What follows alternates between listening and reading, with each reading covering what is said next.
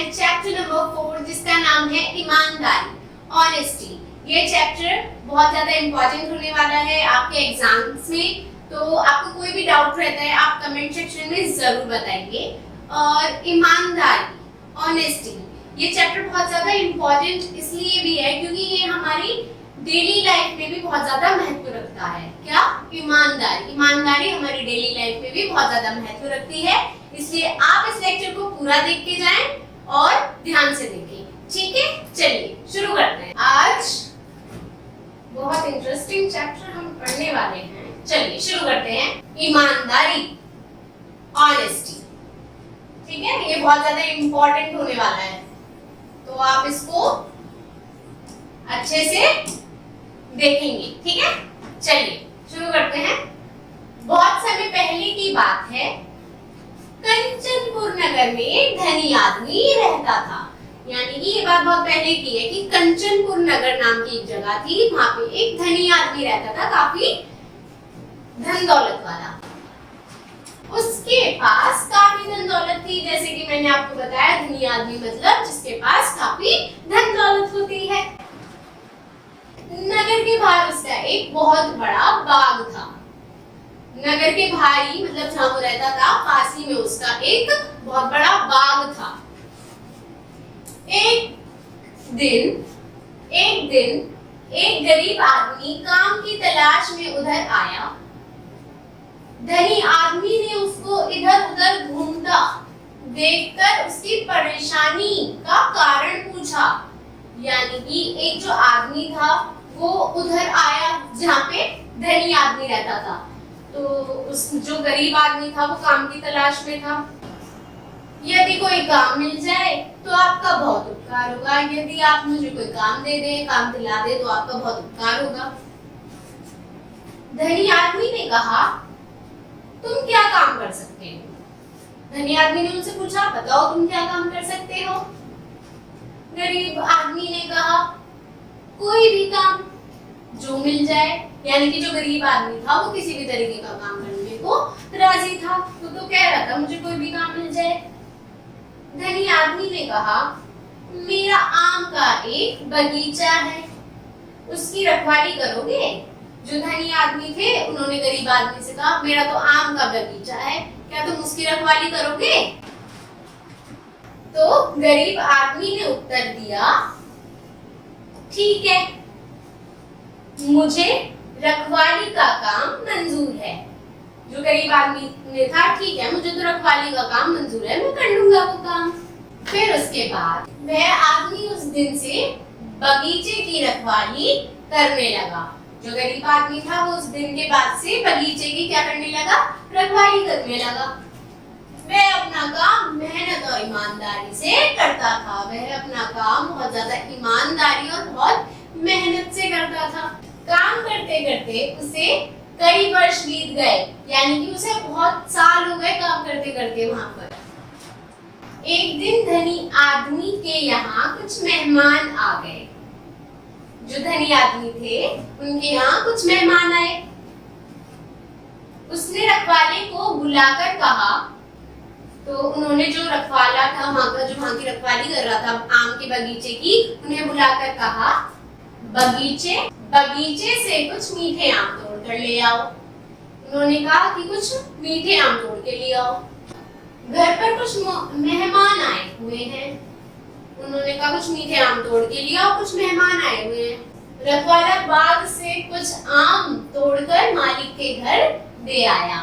तो जो आदमी वहां की काम करता था उसने आम तोड़े कुछ और धनी आदमी के यहाँ, मालिक के यहाँ अपने दे के आ गया।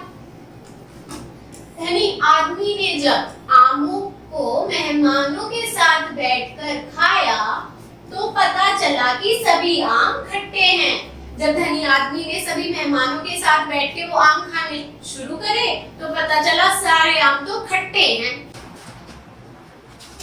इस पर उसे बहुत क्रोध आया। यानी कि जो धनी आदमी था वो बहुत ज्यादा क्रोधित हो गया, गुस्से में आ गया। उसने रखवाले को बुलाकर डांटते हुए कहा, मैंने तुम्हें मीठे आम लाने के लिए कहा था, तुम खट्टे आम क्यों लाए? तो जो धनी आदमी था उन्होंने उस आदमी को बुलाकर कहा, अरे भाई, जब मैंने तुमसे मीठे आम मंगाए थे तो तुमने मुझे खट्टे आम क्यों लाके दिए? तो श्रीमान, मुझे खट्टे मीठे आमों की पहचान नहीं है, रखवाले ने उत्तर दिया। रखवाले ने कहा कि मुझे तो जी खट्टे और मीठे आम की पहचान नहीं है। तो इतने वर्षों से तुम बगीचे की रखवाली कर रहे हो, तुम्हें यह भी नहीं पता कि किस पेड़ पर मीठे आम लगते हैं, किस पर खट्टे? धनी आदमी ने डांट कर पूछा। धनी आदमी ने उस आदमी से पूछा जो उनके यहाँ काम करते थे कि इतने वर्ष तो तुम्हें काम करते हुए हो गए, तुम्हें यही नहीं पता खट्टे आम के पेड़ कौन से हैं और मीठे आम के पेड़ कौन से हैं? श्रीमान, मुझे इस बारे में कुछ भी नहीं पता, रखवाले ने उत्तर दिया। रखवाले ने उत्तर दिया, श्रीमान, मुझे तो इस बारे में कुछ भी नहीं पता। परंतु क्यों? गुस्से में धनी आदमी ने पूछा। धनी आदमी ने उनसे पूछा, अरे भाई, लेकिन क्यों नहीं पता? क्योंकि इतने वर्ष में मैंने बगीचे का एक भी आम नहीं खाया, रखवाले ने उत्तर दिया। जो रखवाला था उसने उत्तर दिया कि इतने वर्षों में मैंने तो बगीचे का एक भी आम नहीं खाया मालिक। धनी आदमी ने चौंक कर पूछा, अरे, अब तक तुमने आम खाकर क्यों नहीं देखे? तुम्हें किसी ने मना किया है? तो धनी आदमी ने उनसे कहा, अरे, तुमने अभी तक आम क्यों नहीं खा के देखे? किसी ने तुम्हें मना थोड़ी किया है।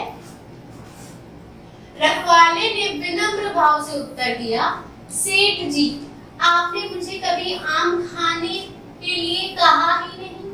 रखवाले ने उत्तर दिया, सेठ जी, आपने तो मुझे कभी आम खा लो ऐसा कहा ही नहीं।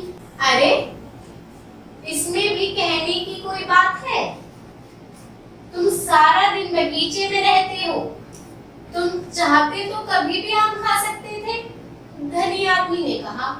धनी आदमी ने कहा कि अरे, तुम तो पूरे दिन बगीचे में ही रहते हो, तुम तो कभी भी आम खा सकते हो, इसमें पूछने वाली तो बात है ही नहीं। सेठ जी, मैं बाग की रखवाली करता हूँ। जब मैं दूसरों को चोरी करने से रोकता हूँ तो भला अपने आप आम कैसे खा सकता था? यह चोरी ही कहलाती ना? रखवाले ने उत्तर दिया। जो रखवाला था उसने उत्तर दिया, मैं इस बगीचे की रखवाली करता हूँ, दूसरों को चोरी करने से रोकता हूँ, तो भला मैं कैसे चोरी कर लेता? धनी आदमी ने रखवाले की बात सुनकर बहुत खुश हुआ। जो धनी आदमी था वो रखवाले की बात सुनकर बहुत ज्यादा प्रसन्न हुए, बहुत ज्यादा खुश हुए। यही रखवाला आगे चलकर महात्मा अब्राहिम के नाम से प्रसिद्ध हुए। यही जो रखवाले थे यही बड़े होकर महात्मा इब्राहिम के नाम से प्रसिद्ध हुए।